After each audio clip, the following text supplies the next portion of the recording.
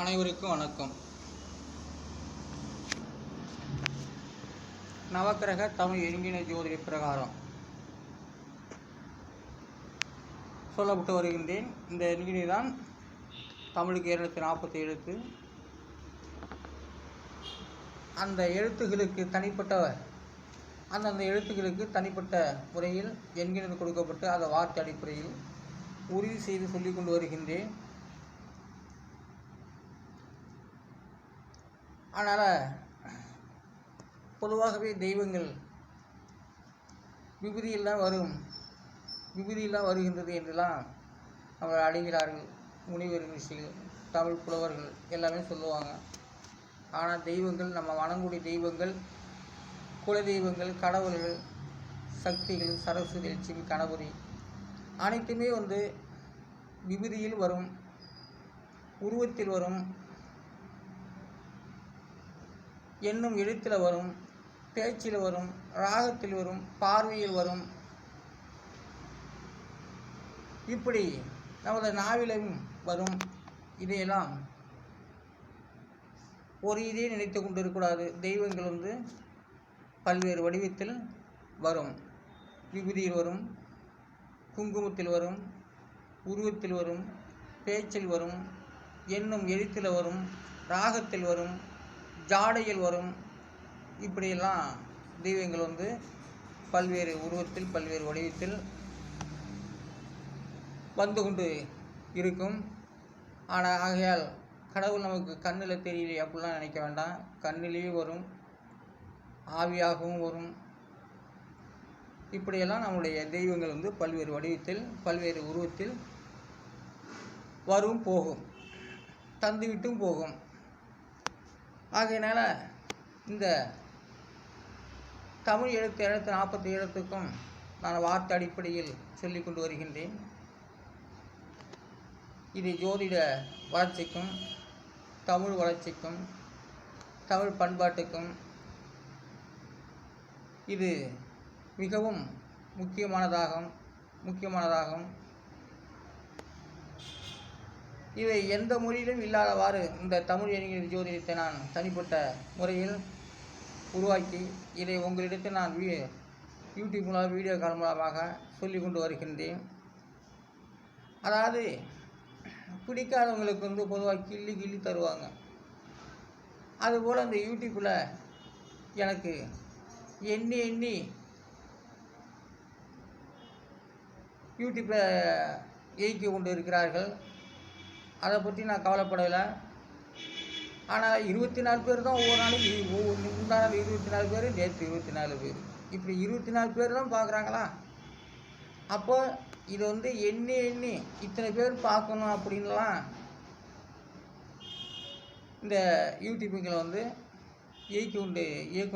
யூடியூப்பினுடைய இயக்குனர்கள் இயக்கி கொண்டு இருக்கிறார்கள். அதனால் யாரும் கவலைப்பட கிடையாது.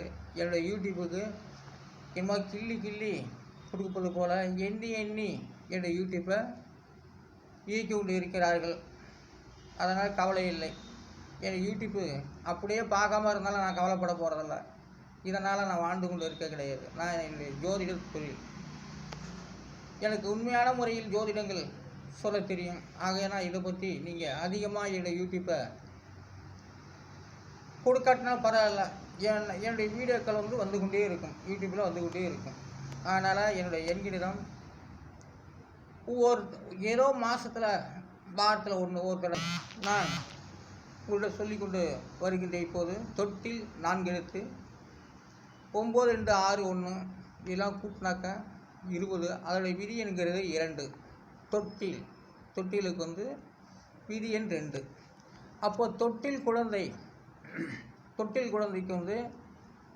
8 எழுத்துக்கள்.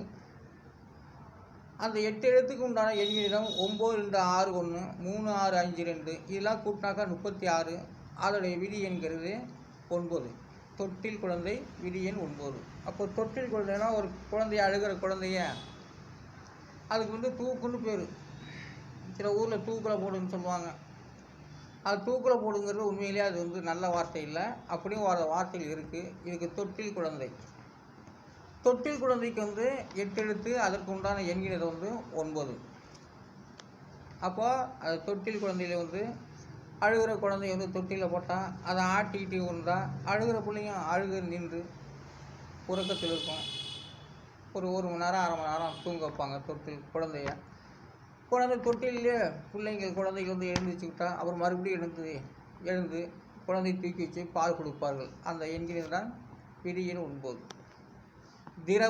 திரவத்துக்கு வந்து 4 எழுத்து 8, 3, 5, 7 இதெல்லாம் கூட்டா 23. அதில் விதி என்கிறது 5. பாருங்கள், திரவம் 5வது எண்கிணத்தில் வருகிறது. திரவம் 5வது எண்கிணத்தில் வருவதால் அப்போ திரவத்துக்கு வந்து ரொம்ப பலமான ஒரு சக்தி வாய்ந்த எண்கிணத்தை தான் திரவம் தேர்ந்தெடுத்துள்ளது. திரவத்தை பிடித்திருப்பது 5. 5வது எண்கிணத்தில் திரவம் வருகிறது. திராகம் 4 எழுத்து. அதுக்கு உண்டான எண்கிணம் 8, 1, 1, 7 இதெல்லாம் கூட்டாக்கா 17. அதில் விதியன்கிறது 8. திராகத்துக்கு வந்து விதியன் 8. ஆனால் இது கரெக்டாக சரியாகவே அந்த திராகத்துடைய வார்த்தையெல்லாம் 8வது எண்கிணத்தில் அமைந்துள்ளது. சீமாட்டி இங்கு 4 எழுத்து 2, 8, 2, 6 இதெல்லாம் கூட்டாக்கா 18. அதில் விதியன்கிறது 9. சீமாட்டிக்கு வந்து விதியன் 9. சீமாட்டி 9வது விதியெண்ணை வருகிறது. சீமாட்டிங்கிறது ரொம்ப அதுக்கு ஒரு பாட்டே அந்த காலத்தில் எழுதியிருக்காங்க. சொல்லுடி சீமாட்டி அப்படின்னு. ஆனால் சீமாட்டி என்ற ஒரு வார்த்தை ஒரு புனிதமானது. அது 9வது விதியெண்ணு வருகிறது. கொட்டமுத்து பாருங்கள், கொட்டமுத்துக்கு வந்து 6 எழுத்து 3, 2, 5, 3, 4, 9 இதெல்லாம் கூட்டாங்க 26. அதோடைய விதி என்கிறது 8. கொட்டமுத்தோட விதி என்கிறது 8. துவரைக்கு 3 எழுத்து 9, 5, 7 இதெல்லாம் கூட்டாங்க 21. அது விதி என்கிறது 3. துவரை. அதாவது கொட்டமுத்து பொதுவாக சில ஏரிகளை வந்து பயிராகவே பண்ணுவாங்க. சில ஏரிகள் வந்து யாரையும் தவறி எங்கடா விதை கலந்து கொள்ளையெல்லாம் பரவிக்கும் கொட்டமுத்து. ஆனால் கொட்டமுத்து வந்து பெரும்போது சில ஏரியாக்கெல்லாம் அணைகளை போடுவார்கள். அது பயிராகவும் பண்ணுறாங்க சில ஏரியாவில். ஆனால் கொட்டமுத்துங்கிறது தவறி கொள்ளக்காட்டில் வெடித்து போய் அது அப்படியே கிடந்து அது உழு நேரத்தில் அது பயிர் முளைச்சி வந்துடும். அதான் கொட்டமுத்து. அது விதிங்கிறது 8. துவரை நல்ல அருமையாக வரிசையாக துவரையெல்லாம் போட்டாக்கா அருமையாக விளையும். துவரைக்கு வந்து 21. அது விதிங்கிறது 3. துவரையெல்லாம் இப்போது துவரையெல்லாம் தமிழ்நாட்டில் குறைஞ்சி போச்சு. எங்கேயோ ஒரு இடத்துல தான் போடுறாங்க. ஏன்னா இந்த எல்லாமே ட்ரெஸ்ஸு எல்லாம் தொழிற்சாலைக்கு விட்டாங்க. நிலத்தெல்லாம் விளையிற கொள்ளையெல்லாம் எல்லாம் பேட்டரியாக போச்சு. எல்லாம் காம்பவுண்டு கட்டி விட்டாங்க. எல்லாம் சவுக்கை ஆர்எஸ்புரி இப்படி போட்டு வளர்க்குறாங்க சில பேர்கள். ஆனால் துவரையுடைய மவுசெல்லாம் முடிஞ்சு போச்சு. அது எங்கேயோ ஒரு நாட்டில் தேசத்தை விளைஞ்சி நம்ம இந்தியாவுக்கு வருது, தமிழ்நாட்டுக்கு வருது. அதனால் துவரைங்கிறது விதியன் 3. துவரை 3வது எண்கிணத்தில் வருகிறது. உளுந்துங்கிறது 3, 9, 5, 9 இதெல்லாம் கூட்டாக 26. அது விதிங்கிறது 8. உளுந்து. ஆனால் உளுந்தோட விதிங்கிறது 8. மிகைப்படுத்தி பேசுகிறாங்க இல்லையா, அது வந்து மிகைப்படுத்தி. மிகை 7. மிகைப்படுத்தி 6 எழுத்து.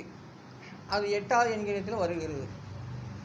உரையாடல், நான் பேசுகிறதெல்லாம் ஒரு உரையாடல். அது 7வது எண்கிணத்தில் வருகிறது. எல்லாமே வார்த்தையுமே ஒவ்வொரு எண்ணுக்கு சொந்தமாகிறான், ஒவ்வொரு நம்பரை வைத்து தான் வருகிறது. ஆனால் உரையாடலுக்கு வந்து 5 எழுத்து 3, 7, 9, 5, 1 இதெல்லாம் கூட்டாக 25. அந்த விதிங்கிறது 7. உரையாடல். உரைக்க பேசினா தான் நல்லாயிருக்கும். நான் இப்போ மெதுவாக தான் பேசுகிறேன். ஆனால் நான் உரைக்க பேச என்னுடைய குரல் வந்து ரொம்ப ஆவேசமாக இருக்கும், நல்லாவும் இருக்கும். ஆனால் உரைக்க பேசு அப்படிங்கிறது உரைக்க 3, 7, 7, 5, 1 இதெல்லாம் கூட்டினாக்கா 18. அதோடைய விதிங்கிறது 9. அந்த உரைக்க பேசுகிறது. உரப்பு வேறு, உரைக்க இது பேசுறது. உரைக்க அதோடைய விதிங்கிறது 9 வருகிறது.